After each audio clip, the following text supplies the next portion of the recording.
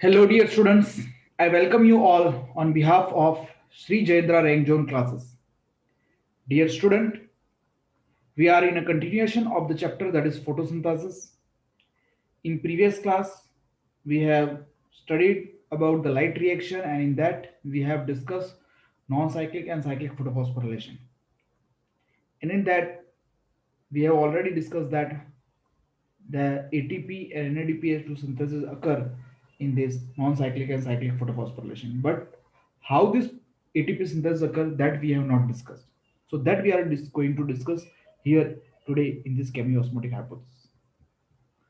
So if you talk about chemiosmotic hypothesis, how is ATP synthesized in the chloroplast during cyclic and non-cyclic photophosphorylation? Answer to this question is nothing but this chemiosmotic theory. So chemiosmotic hypothesis has been put forward to explain the mechanism of ATP synthesis. And like in respiration and in photosynthesis too, ATP synthesis is linked to the development of proton gradient across a membrane. We remember in respiration also we will discuss this ATP synthesis in mitochondria. In photosynthesis here we will discuss ATP synthesis in chloroplast. And for both the process, there is a need of a development of proton gradient across membrane. Okay, so we will discuss how the proton gradient is formed. Okay, and we will discuss about this formation of proton gradient. Okay, here also. So if we talk about chemiosmotic hypothesis, we remember this chemiosmotic hypothesis was put forward by a Peter Michel. So it is given by Peter Michel.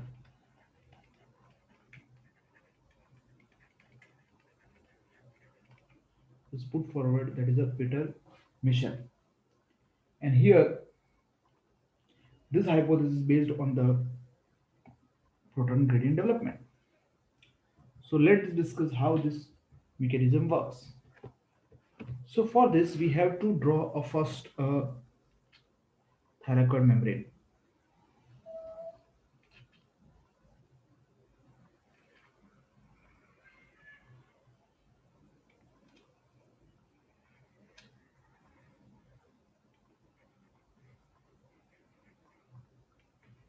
Suppose this is a thylakoid membrane.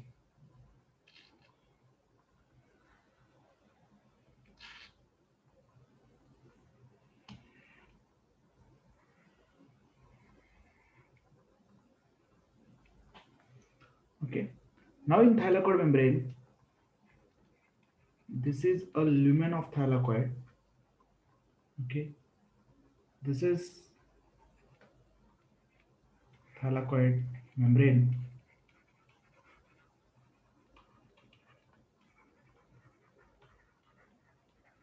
This whole from here to here, this much thick thylakoid membrane layer is there. This is the stroma.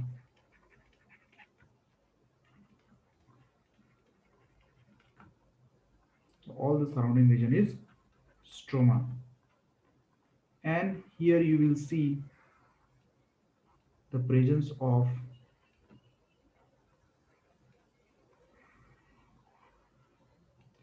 F0 F1 complex. Okay, this is a chloroplast F0 complex, F01 and CF1 complex. So we write it as a CF0 and CF1 complex. Now, dear student, in this we remember that PS2 is located towards the lumen side, whereas PS1 is located on the stroma side. So what happens? The photolysis of water occur at thylakoid membrane, granathylakoid membrane, but towards the lumen. So here H2O give rise to the H plus and OH minus. Now from this PS2, the electron passes to pheophytin, and from pheophytin, the electron are passing to the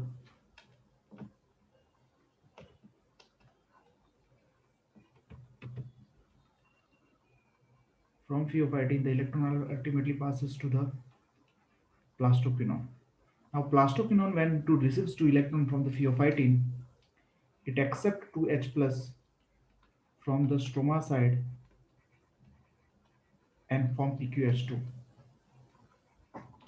Now from PQ, the 2H plus are received and it is going to form a PQH2. Now when PQH2 break, it is going to form a PQ. Now when PQH2 break, it gives a PQ again, plastoquinone. It releases 2H plus to the lumen and passes to electron 2 from PQH2 to cytochrome B6. From cytochrome B6, 2 electrons are passed to the cytochrome F, and from cytochrome F, 2 electrons are passes to the plastocyanine, and from plastocyanine, 2 electrons are ultimately reaching to the PS1. But the electron which removed from the PS1 that are used in the reduction of NADP, and it react with the N2H plus from the stroma, and NADPH2 is formed towards the stroma side. So in this you will see here that electrons are passing by the breakdown of H2O, and from PS2 the electron are ultimately passing to the PQ. Due to the PQ, this reduction of PQ and oxidation of PQ again, here you will see this PQ cycle will run.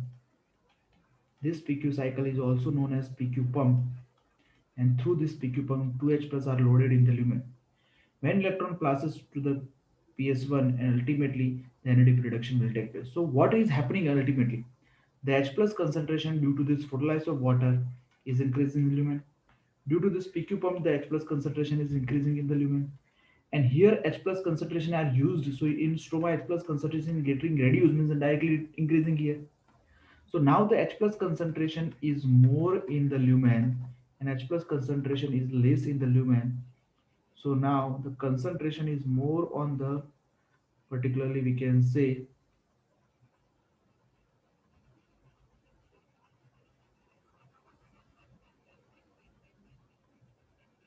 the lumen side.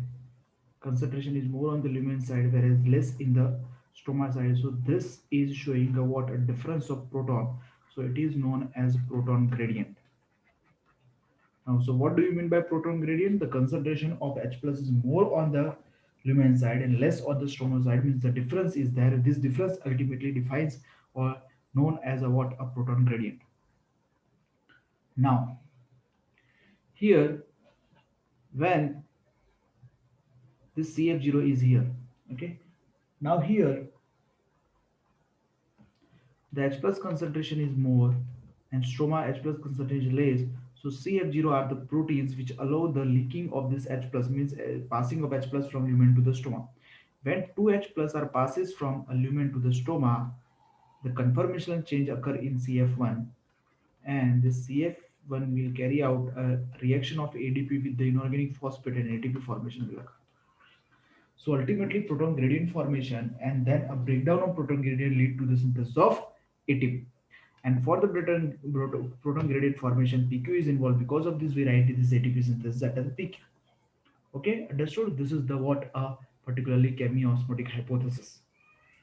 Now, this chemiosmotic hypothesis, if we talk, it is written here properly, described here. Okay, and in that we understood that this proton gradient and CF0, CF1 are playing an important role. So here, from this, what we understood that plastoquinone,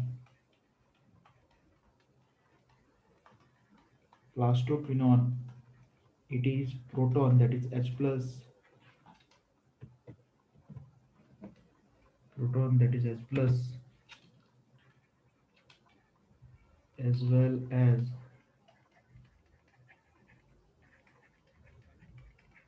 electron carrier. It is H plus as well as electron carrier. Because of this, plastoquinone is playing an important role here. Apart from this, we remember that gradient is important because breakdown of breakdown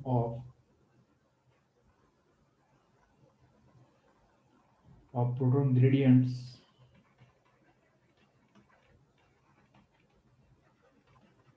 breakdown of proton gradient leads to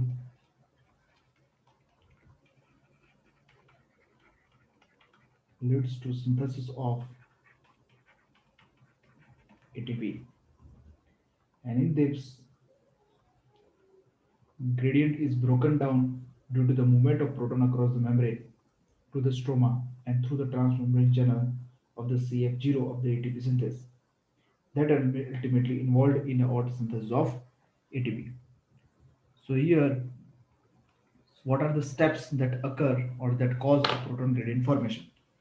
So if we talk about the first thing, then a photolysis of water takes place on the inner side of the membrane, thylakoid membrane, and the hydrogen ions accumulate in the lumen of thylakoid. So first responsible for the creation of proton gradient is the photolysis of water. Another thing is, as the electrons move through the transport chain, protons are transported across the membrane from the stroma side to the lumen of the thylakoid, and this happens because of the primary acceptor of the electron located toward the outer side of the membrane. And that primary acceptor, which is located on the outer side of the membrane, transfers electron not to the electron carrier but to hydrogen carrier, that is plastophenol.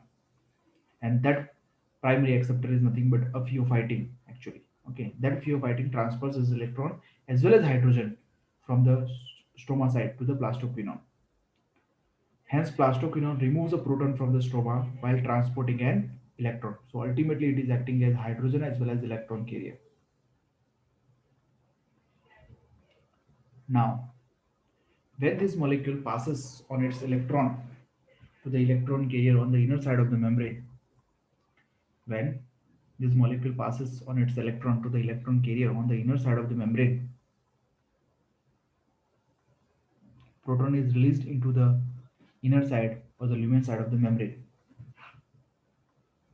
H plus gradient across the membrane increases due to the quinone cycle, that is cyclic flow of electron between a cytochrome plastoquinone and cytochrome B6. Okay, so during this electron transport, H plus transport occur to the lumen. Apart from this, the third thing is the NADP reductase enzyme, which is located on the stroma side of the membrane, along with the electron that comes from the acceptor of electron of PS1, that is a iron sulfur protein and ferredoxin. Protons are necessary for the reduction of NADP to NADPH2. So these protons are used from the stroma side. So these H plus are also removed from the stroma. This H plus also get removed from the stroma. Hence, within the chloroplast, protons in the stroma decrease in number. So hence, within the chloroplast, protons in the stroma decreases in number, while in the lumen get increases.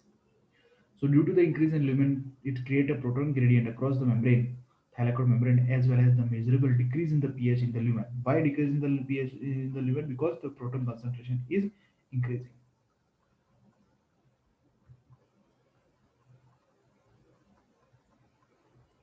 So why are we so interested in the proton gradient?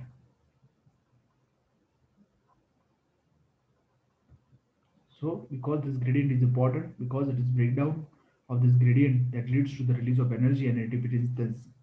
So gradient is broken down due to the movement of proton across the membrane to the stroma through the transmembrane channel, that is CF0 of the ATPase.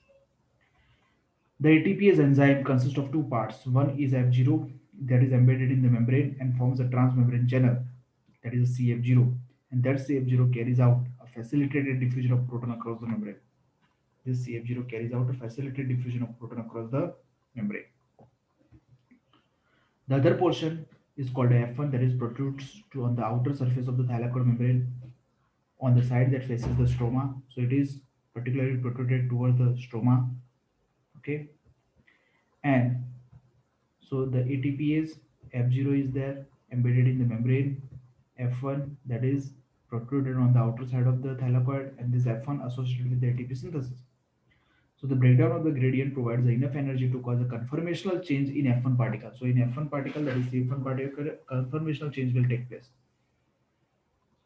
That makes the energy packed as a ATP.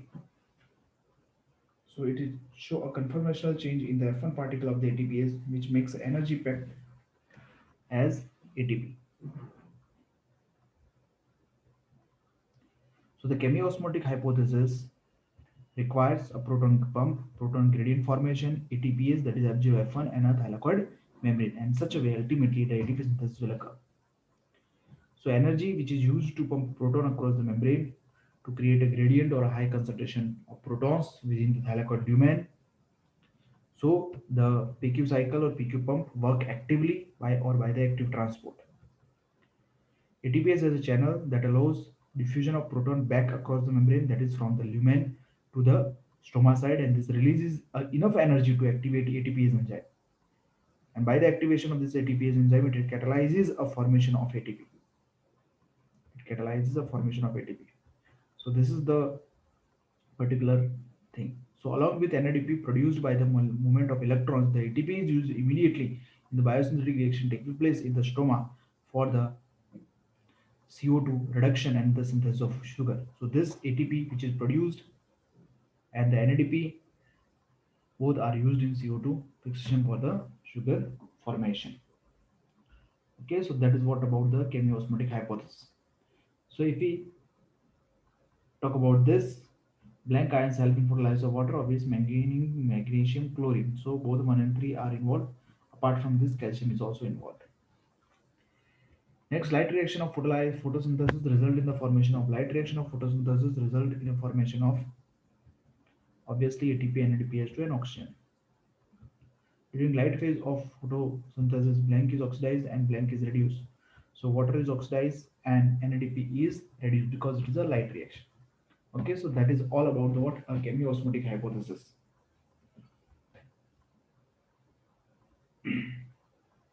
Okay, so this is what we can say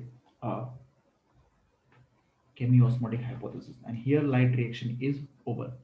Now we will discuss about a dark reaction, and we will discuss in dark reaction that how this the ATP and NADPH which is synthesized in light reaction are getting used. So we will discuss that dark reaction in the next lecture. I hope you understood till that. Thank you.